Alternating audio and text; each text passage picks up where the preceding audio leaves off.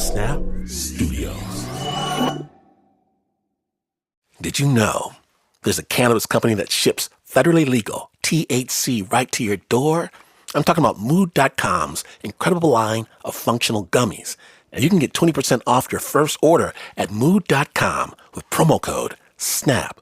Whether you're looking for help with focus, cramps, or even intimacy, Mood has a gummy for that.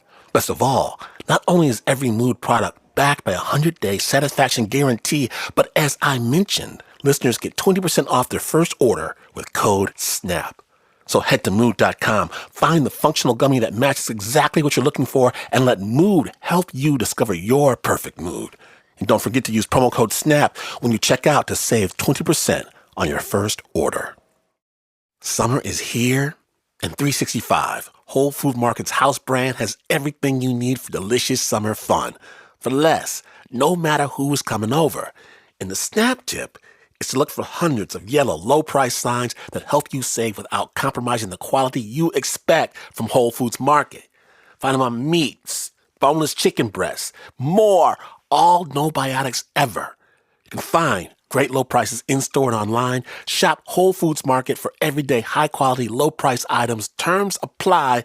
There are so many ways to save on summer grilling favorites at Whole Foods Market. So, I'm with my buddy Simon. And Simon tells me that lottery tickets are a tax on the stupid. Right? Okay, so why are we standing in line to buy lottery tickets? No. He says, we're not buying lottery tickets. We're not? No. What we're buying is a little taste of hope.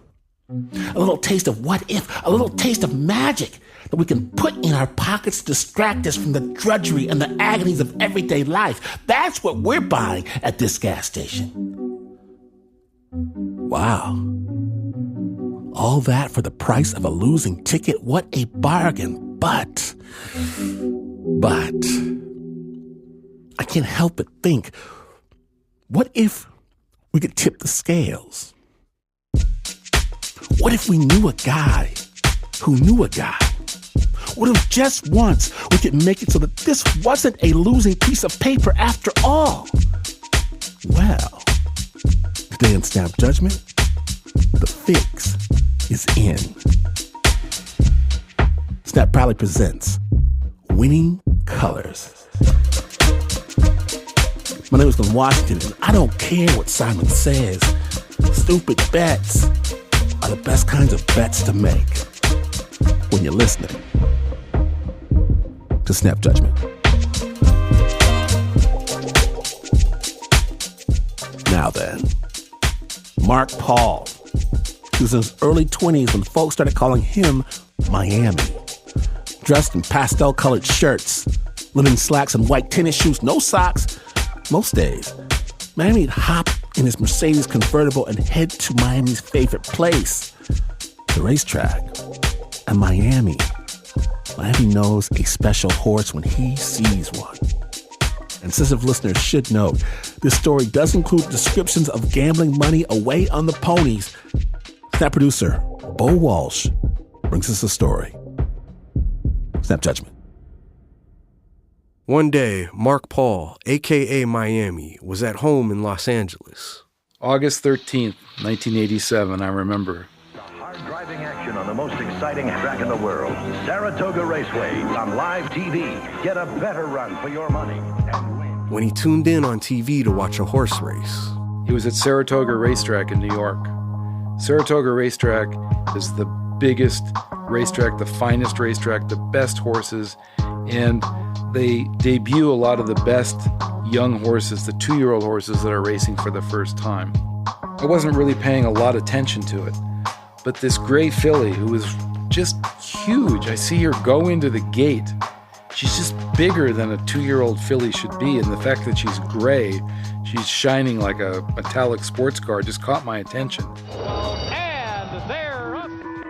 Bam! She breaks like a bullet out of the gate, and she's immediately in front of all the other 8 horses, just digging in, just cruising. And I'm going, wow, that's a really interesting horse. As they turn into the turn, she starts opening up on them. And as she's coming for home, I'm watching this horse and I'm going, who the hell was that? And I look down at the racing form, I see her name is Winning Colors. It is still Winning Colors. Winning Colors. I thought to myself, man, if that horse ever comes to LA, I want to be there for her next race so we could bet on her. Miami had been betting on horses since he was 15. Now as a bachelor in his 20s, he kept a day job as a real estate broker to pay the bills and set his own schedule. By the time, 12:30, 1 o'clock ran along, I could get in my car and still make the first or second race at Santa Anita with Dino. Dino. There was no Miami without Dino. I really only had one skill, and that's that I was friends with Dino Matteo. Dino was Miami's partner in crime. They'd been best friends since 15 years old. Dino was the one who introduced Miami to horse racing. Dino was brilliant, and Dino always had an angle, and he'd always figured out the odds. When he would study the racing form and the past performance of the horses, he literally might stay up 5, 6, 7 hours that night, and he would watch replays, making careful notes. He might not bet for 5, 6 races in a row, but when he saw a bet that he thought had an edge, he would load up and he would bet with both hands. Dino was the best I'd ever met, I'd ever seen, and I learned just bet with Dino bets, and I'm probably going to be okay.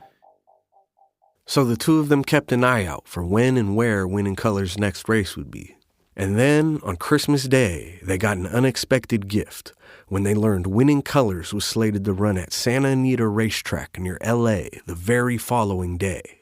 Winning Colors, going against fillies, her own age, just girls. We said, man, we've got to be there. We were at the track. We went down to see her. And my God, when this horse was led to be saddled, she had grown up. She was magnificent, just ginormous and prancing and towering over the other horses. She looked like she outweighed all the other horses, all the other fillies by maybe 200, 300 pounds. I also noticed that she would come up and try to put her head over the other fillies, trying to show her dominance, and she would try to bite the other horses. When it came time to place bets on the race, Dino and Miami went all in on Winning Colors. We could win $1,500 each on that race. They put her in the gate, and she's only running against 4 other fillies. She breaks. I just don't think I've ever seen anything like it. I mean, my God, she just, when those gates open, within yards, she's 2, 3 lengths in front of the other horses. It's like they haven't even gotten out of the gate yet, and she's just pulling the ground forward with her hooves, and it's like a lightning bolt. She just opens up on them. The other horses don't even look like they're competitive, like they're even in the race with her. And she just wins off by 3.5 lengths, geared down. And Dino and I just look at each other like, oh my God. And we run down and we get on the TVs and we watch her replay again and again. And Dino gets very, very quiet on me. He says, that filly, she's something very special. She might even be a Derby horse. This was a big statement for Dino to make, especially considering this was a filly he was talking about. In the Kentucky Derby, typically it's only males running against males. At this time, only 34 fillies had ever even entered, and only 2 of them had ever won, and the race had been run since 1875. So the odds against Winning Colors were high, but Miami and Dino had seen enough. At the end of the racing day, we usually just took our programs and we'd throw them in the trash. I remember both Dino and I kept our programs, and we just circled her. We knew that this might be something special. We were really, really looking forward to her coming back because we thought we were onto something here. A couple of days after Winning Colors' victory, Miami got a call from Dino at 6:30 a.m. that Sunday morning. I pick up the phone, and he's all agitated. He's hyper. He says, Miami, wake up, wake up, wake up, wake up. I said, Dino, what's going on, man? He says, Miami, I was up all night long with charts, studying her. I looked at how fast she ran. I looked at the times that every other colt in the United States that's been running in prep races. I'm telling you, Winning Colors is just faster than these colts. And the word's getting out on her. Everybody's talking about her. There's an article in the newspaper about her. If we don't take this opportunity and do it soon, the odds are going to be gone because everybody's going to be betting on her. We're going down to Tijuana. We have to bet on Winning Colors. We have to do it today. I want to do it this morning. I go, Dino, why in the hell are we going to Tijuana? Let's just go to Vegas. I love Vegas, man. You can bet on a horse to win the Kentucky Derby at casinos in Vegas, a sportsbook in Manila, or in Tijuana. Each place has different odds on the same race. He says, she's 12-1 in the future book betting in Vegas, but down in Tijuana at this racetrack, they're offering her 50-1 at Agua Caliente in Mexico. 50-1. This is a chance of a lifetime, man. Pick me up. And Dino says, oh, one last thing. Bring all the money you have. Dino tells Miami that he wants each of them to bet $2,500 on Winning Colors. At 50-1 odds, that would earn them a winning payday of $250,000. First time I heard Dino tell me I could win $250,000 with him on this filly, I couldn't even understand how that was possible. We were semi-professional gamblers. We had big losses and big wins in the past. A big win for me, probably my biggest win ever at that time, was maybe to win $5,000 in a day. To win $250,000 in a day is a completely different animal. It's something that I couldn't even wrap my head around. I was still very, very skeptical. I loved Winning Colors, and I believed in Winning Colors, but it seemed like quite a stretch of the imagination. When two fillies have won the Kentucky Derby in 114 years, I said, Dino, man, I'm not making any money. I haven't cashed a deal in 9 months. That's a lot of money for me right now. He says, don't hesitate, man. You're going to regret it if you do. Miami already made this mistake once. My biggest fear was that Dino would cash some huge bet and I wouldn't be with him because it had happened before. I had been in Vegas one time with him. We got in our ass kicked for 2 days, and I left him. I went and I played blackjack for about 3 minutes, and I come back, and he hit some horse at 28-1, and he's standing in line with $13,000 in cash on him. I go, well, why didn't you tell me? And he said, well, why did you leave? If Dino was betting, I was going with him. And I know that Dino absolutely believed that she was going to win this race. And if Dino believed it, then I believed it too. That same day, Dino and Miami drove the 4 hours down to Tijuana to the Agua Caliente racetrack to place their bet. Dino walks up to the window and he goes up and he tells the teller, he says, I'd like to bet the future book, 1988 Kentucky Derby, Winning Colors to win the Kentucky Derby, 50-1. Please confirm the odds. And I remember the teller, his eyes go up, and he looks at Dino and he says, you want to bet on a filly to win the Kentucky Derby? And Dino says, yeah, I know, I'm probably crazy, but I'd still like to do it. I remember watching Dino count out $50, $100 bills, and I thought that money was gone. Now they had to wait 5 months and hope that Winning Colors would win the next couple of races to earn her a spot at the Kentucky Derby. I was going to work every day and I was doing my usual stuff, cold calling and talking to investors. On the way home, I'd go, all right, well, you got your ass kicked again today and you didn't make any money today, but you got Winning Colors, baby. Just keep the faith, keep the faith. And I would think about her all the time. One day, Miami ran into a friend and told him about his and Dino's recent bet. And he starts laughing. He says, do you know who owns Agua Caliente racetrack? It's owned by a member of the Felix Arellano drug cartel, Jorge Ron. Apparently, they use that place to launder money, and that racetrack probably won't even be around after a few more months. It's going out of business fast. You think you're going to go down there and pick up $250,000 and they're going to let you leave the racetrack alive? You're not getting out of Tijuana with $250,000. You guys are out of your minds. I didn't sleep well that night because this was not something I ever expected to have to worry about dealing with. But after I slept down, I said, don't worry about it. What's the chances that Winning Colors even makes it into the Kentucky Derby? And I let it go.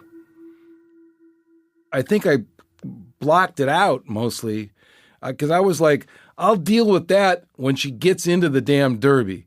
Until she's in the Derby, why should I stress about something that may not even happen? In order to qualify for the Kentucky Derby field, Winning Colors would need to run in a series of stakes races.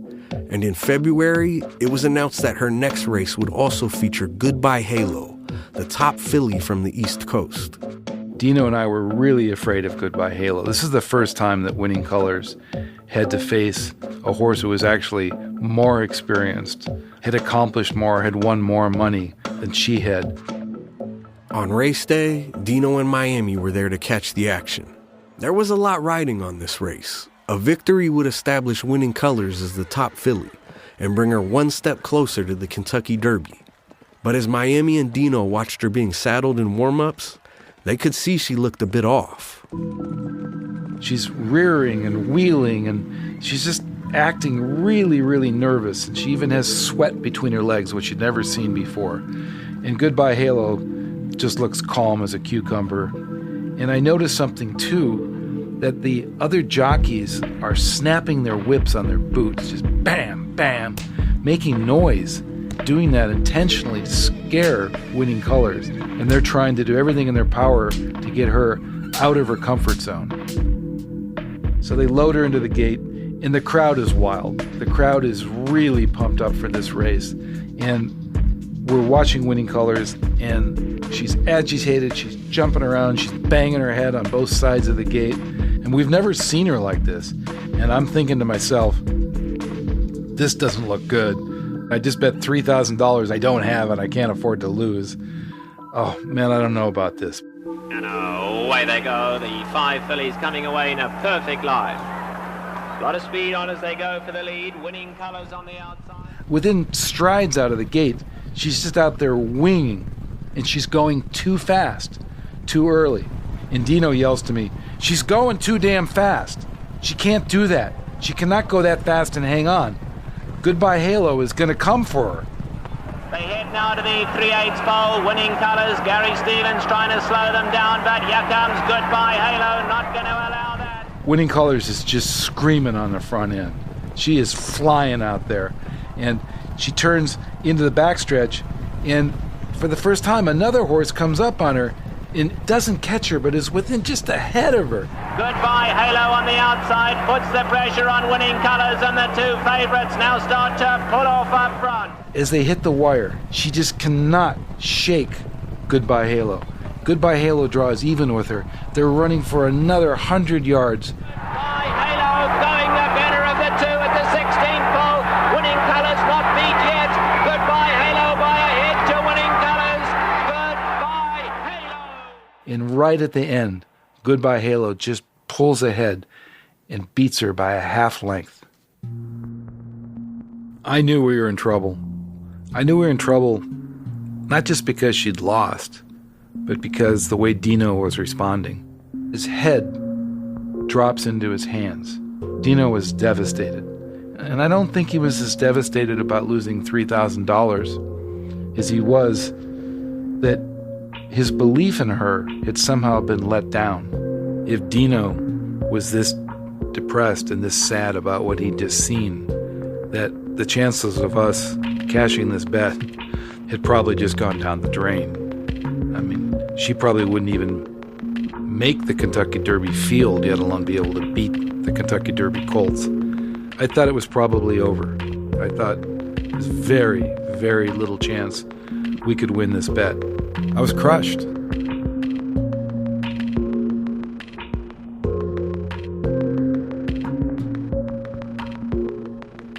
When we return, it's the agony of defeat, snappers. is Winning Colors really the horse Miami and Dino thought she was? Stay tuned.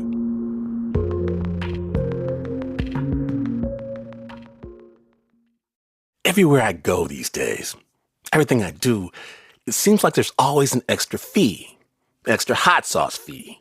We've got the administrative fee, the processing fee. I went to pay for something. The man says, there is a fee for paying with the card. What you mean? There's a fee to pay the fee? And these fees, they hurt the most when you're down. That's why Chime offers fee-free banking, which means no monthly fees, no overdraft fees, and no minimum balance fees. Sign up today at chime.com/snap. Open your account in 2 minutes at chime.com/snap. That's chime.com/snap. Chime. Feels like progress. Chime is a financial technology company, not a bank. Banking services provided by the Bancorp Bank N.A. or Stride Bank N.A. members FDIC. Optional services and products may have fees or charges, such as outbound instant transfers, out-of-network transactions, and credit products. Learn more at chime.com/feesinfo. Do you remember Normal? Because Normal keeps changing. Normal skincare 20 years ago was bar soap. Now you've got a 5-step process. Taxis became ride shares. TV became streaming. But healthcare, for healthcare, Normal has stayed in the past. Your normal annual labs are just 20 basic markers. No hormone tests, no inflammation tests, no metabolic insight. If those limited tests come back in range, you're told that you are fine, even when you know you aren't. I need it better, and you do too. So I chose Function, because Function is what happens when healthcare catches up. It just took me a couple of short visits to give them what they needed, and Function helped me stop guessing with advanced tests like T3-free, T4-free, and TPO antibodies to find out how well my thyroid is actually working.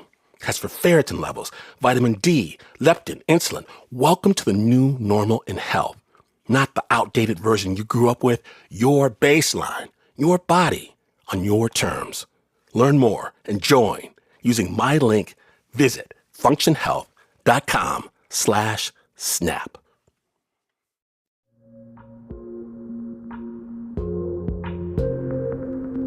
Welcome back to Snap Judgment, the Winning Colors episode. When last we left, Miami and his pal Dino, they placed a big bet on a long shot horse named Winning Colors to win the Kentucky Derby. But after losing her last race, her window of opportunity is closing fast. Snap Judgment. Winning Colors had one final shot at making it to Kentucky when it was announced that she would run in the Santa Anita Derby that April. If she doesn't win the Santa Anita Derby, she's not going to the Kentucky Derby. No way. I'm a particularly religious guy, but I'm pretty damn sure I prayed to please God, let her get in the gate. Let us have a shot at immortality. Let her have a shot to prove to the world that she's maybe the greatest filly that ever lived. So that's what I prayed for and hoped for the most, was just get her in the gate. It was now or never. This would be the first time that Winning Colors would be asked to run against some of the best colts on the West Coast. And nobody knew whether or not she could do that against these bigger, tougher, faster colts. We could not wait for this race. A lot has been made, of course, Dave, about the fact that it's the filly against the boys, Winning Colors. By race day, Winning Colors had built a fan following of women and young girls who came out in droves to Santa Anita to watch her take on the boys. That Saturday, when we got to the racetrack, we couldn't believe it. There was 70,000 people there. And probably 70% of them were women and girls. They were coming out early, and they were carrying signs, "Go girl, girl power, beat the boys." They had an energy that I don't think I'd ever seen at the racetrack. It was electric. It was exciting. Dino and Miami could only hope that their gray filly would remain calm after her nerves had gotten the best of her last time. We didn't doubt her physical ability. We always worried about whether she could keep her head in the race. And as they lead her in the tunnel and they lead her out onto the grandstand to walk in front of the fans before she warms up, she just looked fantastic. She just looked calm. She just looked within herself. she warmed up just beautifully. Santa Anita Derby, an outstanding field of 9 3-year-olds. They include the filly Winning Colors. Winning Colors is actually the fans' choice in here at 5-2. She's taking on 8 colts in here. They load him in the gate. The people are yelling. The girls are yelling. They're screaming for this filly to beat the colts. And she breaks. And she breaks perfect. Just comes charging out of the gate like a waterfall out of a dam. Winning Colors came away beautifully and goes straight to the lead, joined by me, referee. And on the turn, she opens up by more. She's running away from the colts. They passed the 3/8 pole and Winning Colors still doing it effortlessly out on the lead. Winning Colors opens up to lead by 4.5. She digs in and she just keeps pulling away. They can't touch her. And it's the filly Winning Colors turning in an absolutely outstanding performance. She wins by 8 lengths, eased up at the wire. And Dino and I are screaming. We're standing up. We're yelling. We're going to Kentucky. We're going to Kentucky. The whole world is now aware of who this filly is and that she's coming for them. She's coming for the boys, and they better be ready. Looking at one exceptional filly who'll be carrying the hopes of California all the way to the Kentucky Derby. What a winner that one was. Winning Colors, magnificent. Dino and Miami continued to ride the wave of happiness following Winning Colors' qualifying victory. But the celebration didn't last long. When days later, Miami got a call from a frantic Dino. And Dino says to me, Miami, I got terrible news. It's about the owner of the racetrack. There's this famous journalist down there. He goes by the pen name El Gato. So this journalist has been writing negative stories about Jorge Ron. And today, the journalist was assassinated in his car. They blew him apart with a shotgun. The head of security for Agua Caliente racetrack has been arrested for the murder of the journalist, along with Jorge Ron's personal bodyguard. Oh my God.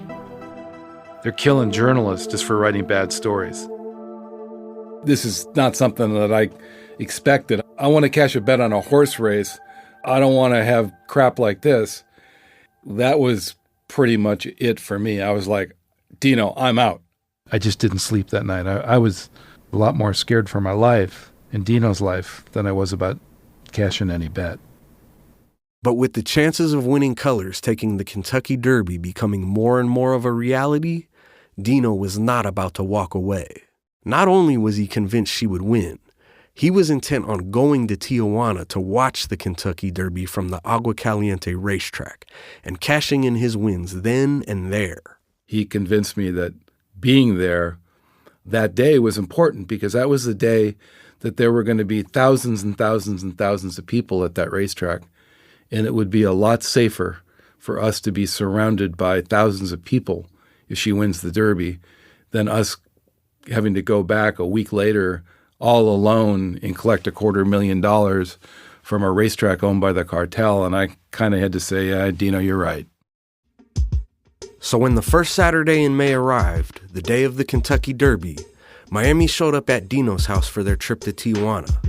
But before they could get on the road, Miami noticed his friend's carry-on luggage. He brought a large suitcase with him. A large pink suitcase. I said, Dino, what the hell is that? He says, it's my mother's. She gave it to me.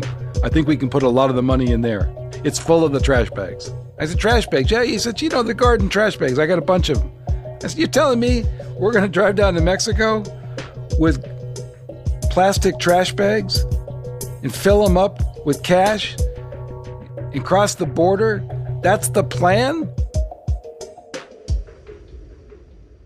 Driving down that morning, Dino was very, very quiet. I didn't usually see him like that. And, my nature was always more gregarious and talkative. But even I was kind of aware of the heaviness of the moment. And so it was a fairly quiet drive on the way down for us. Agua Caliente had once been like Las Vegas before Las Vegas, with hotels, spas, and restaurants in grand ballrooms with soaring staircases. And it was kind of sad, but kind of eerie.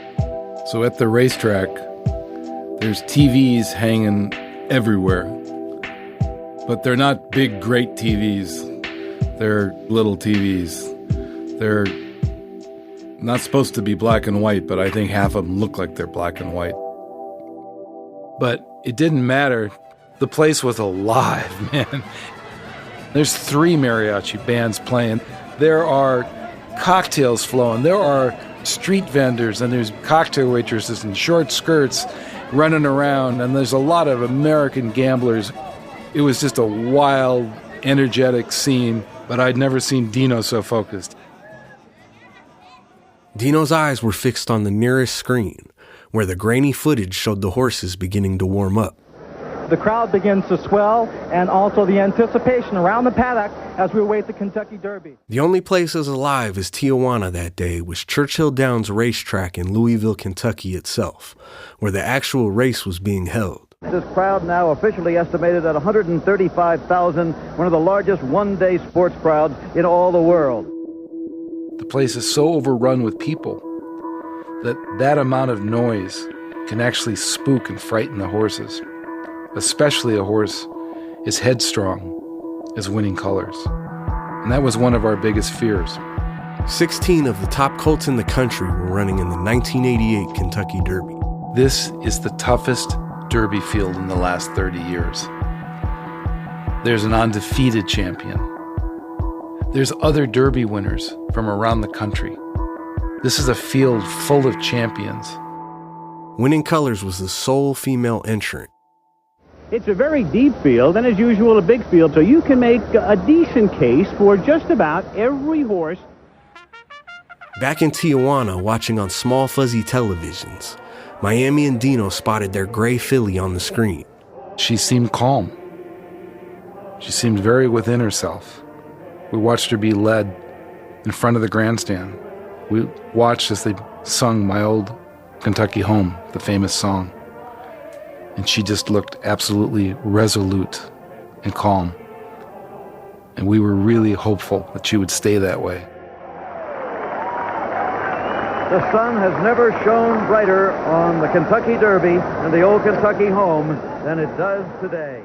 And as they entered into the gate, I looked at Dino. He looked at me, and we smiled. We said, man, this is it. This is the moment. This is what we've been waiting for.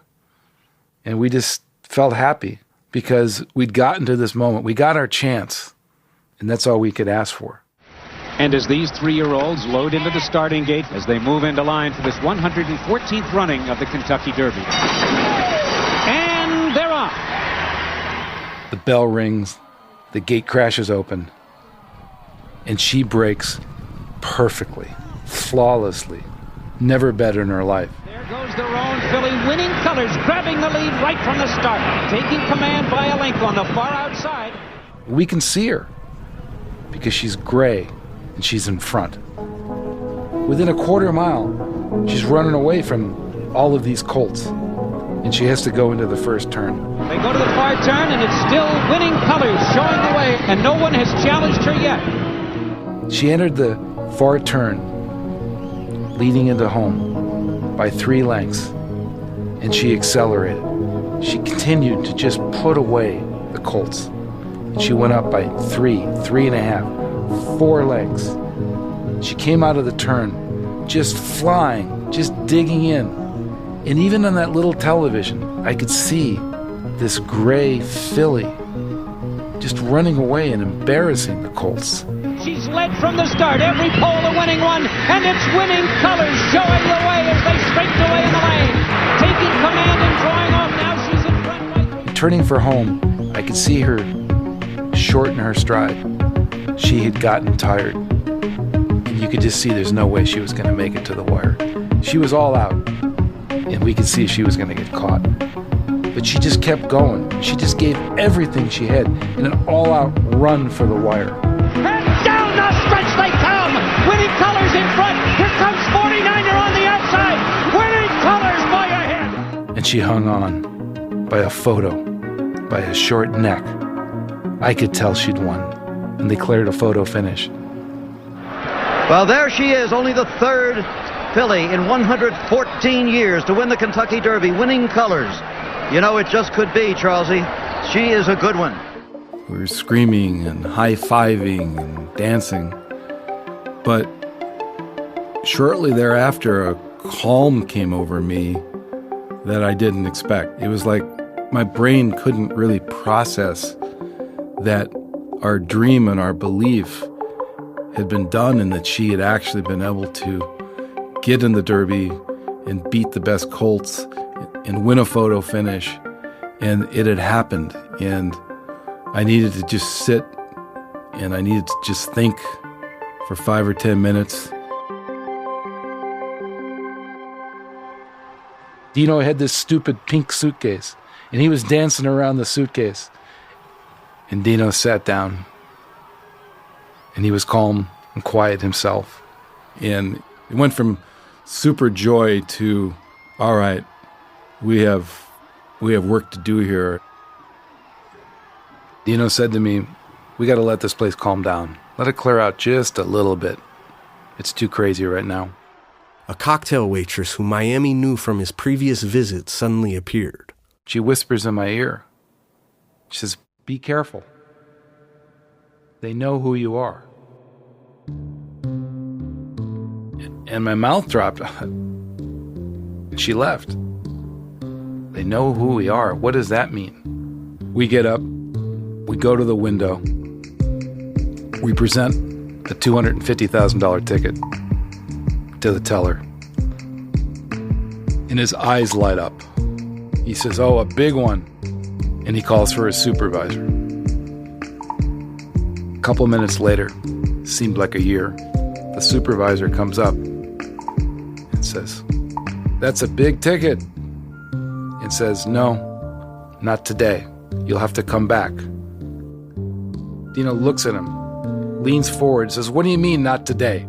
Look at the ticket. It says, winning colors to win the Kentucky Derby. $250,000. She just won the Kentucky Derby. Pay us. He says, no, we're not prepared. Not today. You need to come back. And I look at the guy and I say, you mean like come back on a Tuesday when nobody's here? You're out of your mind. Pay us now.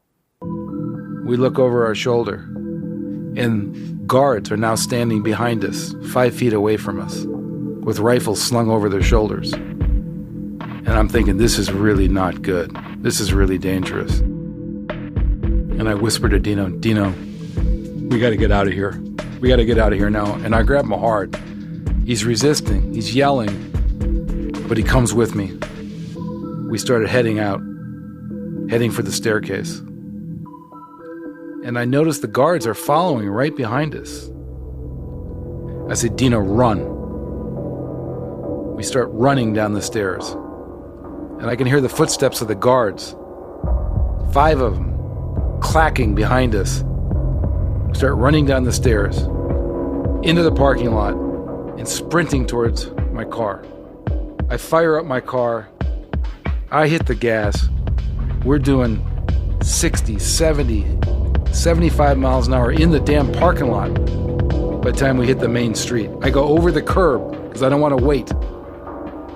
We're screaming up the boulevard, and I yell to Dino, man, just look behind us. Look behind us. Tell me if anybody's coming. I need to know. See if you see any cars, anybody following us. And I head for the border. We were angry, furious. Dino's face was red. He just felt so cheated. He was yelling to me, they broke the code, man. They broke the code. You always pay your gambling debts first. I was exhausted. I just had to drive.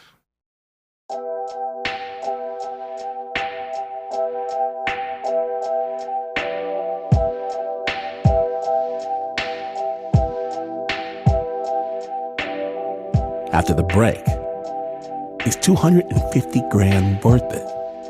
Find out as we hit the home stretch. Snap judgment.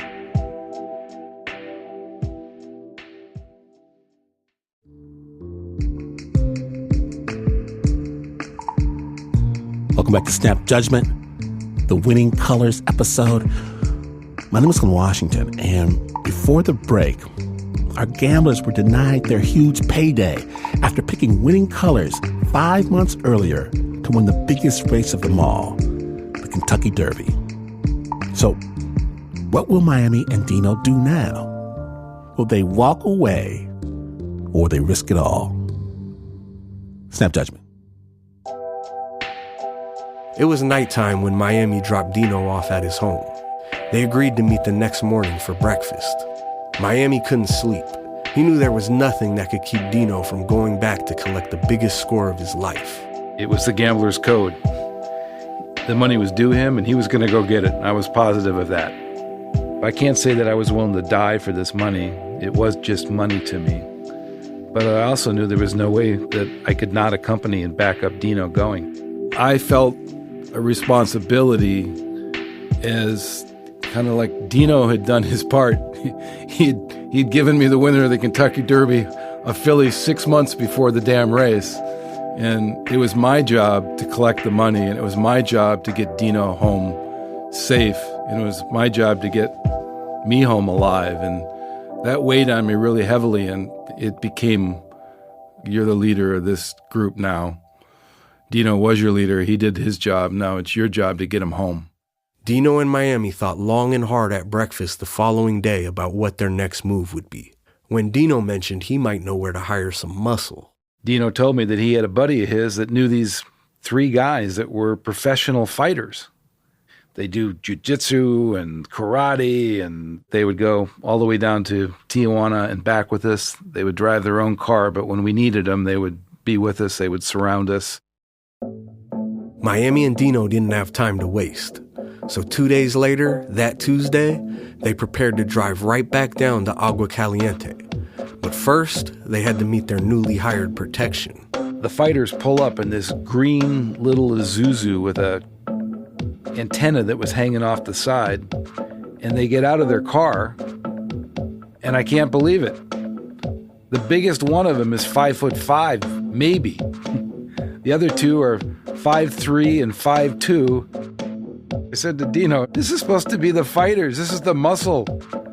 How the hell are these guys going to scare anybody? This is not bodyguards.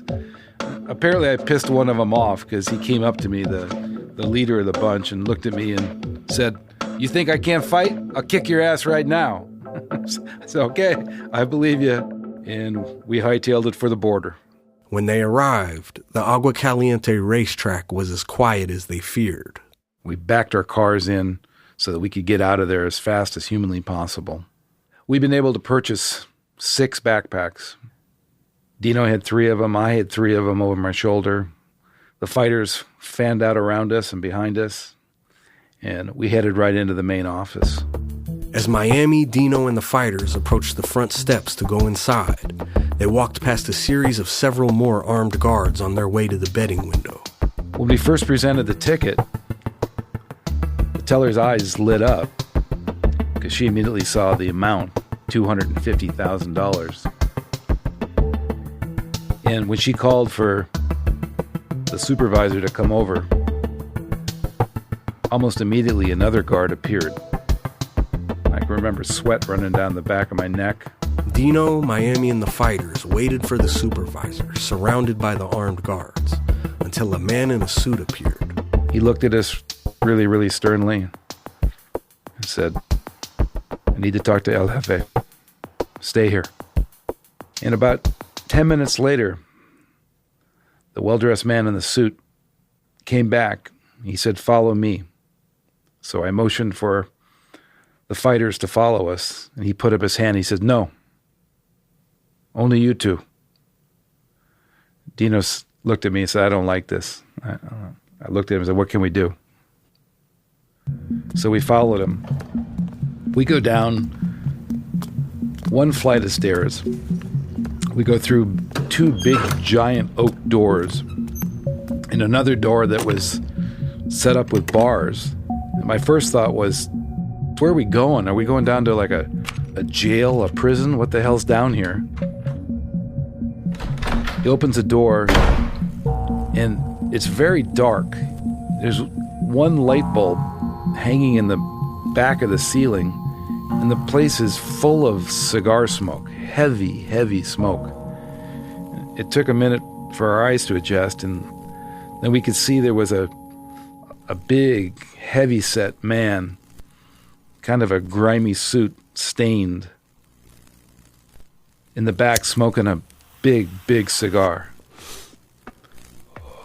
And the first thing he said to me really frightened me, because he said, "We know who you are." I said, "Yeah, we're good customers. We're here to cash a small ticket." He looked at me, he says, "You think $250,000 is a small ticket?" He said, "We just want to be fair." Well, that set Dino off. Dino said, "You want to be fair? You want to be fair? Pay us." We made our bet. She won the Kentucky Derby, 50-1. Quit screwing around and pay us, damn it. The big man, El Jefe, sitting behind the desk, looked at me and told me, "Calm your little friend down." This was rapidly spinning out of control. I was getting more and more and more uncomfortable. I told Dino, "Just calm down, man. Just calm down." And then Dino looked at El Jefe and he said to him, "Listen, we know who you are too. We know all about Jorge Ron. We know all about your cartel connections. And before we came down today, we went to the LA Times. We talked to a friend of mine who's a reporter. We gave him a copy of our tickets. We told him where we're going. We told him about Ron. We told him about winning colors. We told him about winning the bet. We gave him a photocopy of our tickets.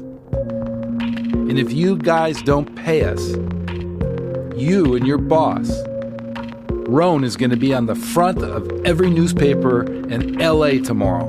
They're going to know who he is, what you did to us, how you stole from us, and it's not going to go away." El Jefe seemed a bit taken aback, and he said, "Give me a minute. I'll be back." And he left the room. When El Jefe left the room, I looked at Dino in total disbelief. "Man, where did you think of that? That was brilliant, man." And Dino said, "I don't know, it just came to me. I thought, what do I have? I can't threaten him, but publicity? That was great. We're still going to die, but it was a really good idea." Miami and Dino sat there waiting for 5, then 10 minutes. We're like, this is not good. We're pacing. He comes back. He says, "Come with me." And we march back upstairs where we were, and they proceed to count out $250,000. He looked right at us, and he said, "We don't ever, ever want to see you guys back here. Never." I looked at him, I nodded, I said, "Agreed." We filled up the last remaining backpack. Dino reached down and he grabbed 3 $100 bills and he handed them to the guards. We headed for the door. The fighters fanned out behind us, and we calmly walked down the hallway, down the front steps, out the front to our cars. Dino and Miami hopped into the car with the fighters right behind them and booked it for the border. As we're driving, Dino and I had a rule: you look right, I look left. I'm looking in the rearview mirror. I'm looking for anything. And they waved us through the Mexican side. And we got to the U.S. side, and they waved us on through with $250,000. I told Dino I felt like we ran in the Kentucky Derby ourselves. When we got to L.A., we didn't feel like celebrating. We were just too spent. I dropped him in his car. I gave him a big hug. He gave me a big smile. And I headed home. I went into the bedroom. I took 2 backpacks, and I emptied $125,000 on the bed. And I called it a night.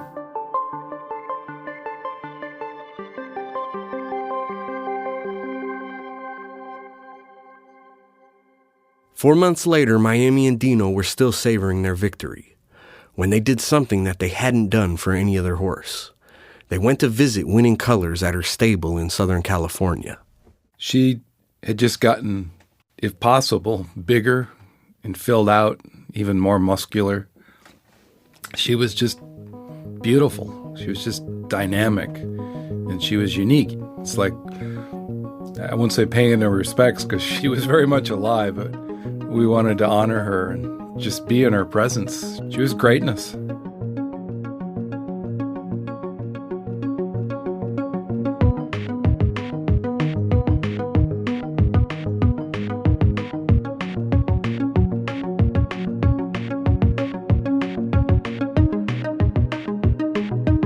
A huge, huge thank you to Mark Miami Paul for sharing his story with The Snap.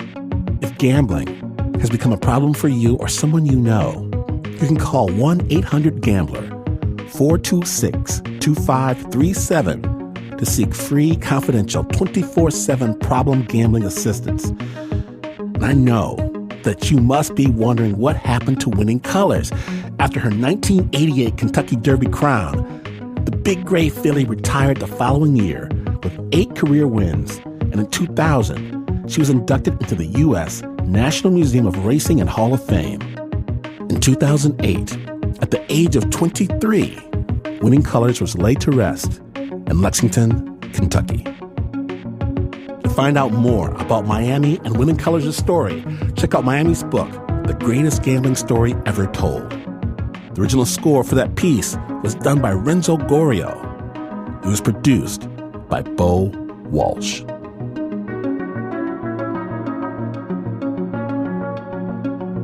Oh, I know. I understand. But Glenn, you say I need more stories, more movies of the mind, more cinema of sound. Well, that's why there is so much more Snap where this came from. Available at your fingertips wherever you get your podcast. Snap is brought to you by the team that knows to hedge their bets. Except for the Uber producer, Mr. Mark Ristich. He always puts the rent money on whatever that shouty man says on TV. There's Nancy Lopez, Pat Mesiti-Miller, Anna Sussman, Renzo Gorrio, John Facile, Shayna Shealy, Teo Ducot, Marissa Dodge, Bo Walsh, Flo Wiley, David Exmay, Regina Bediaco, Amy Nguyen, and Zara Norbosch. And this is not the news.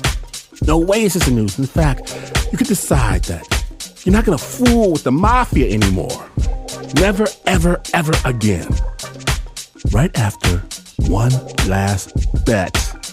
And you would still not be as far away from the news as this is. But this is PRX.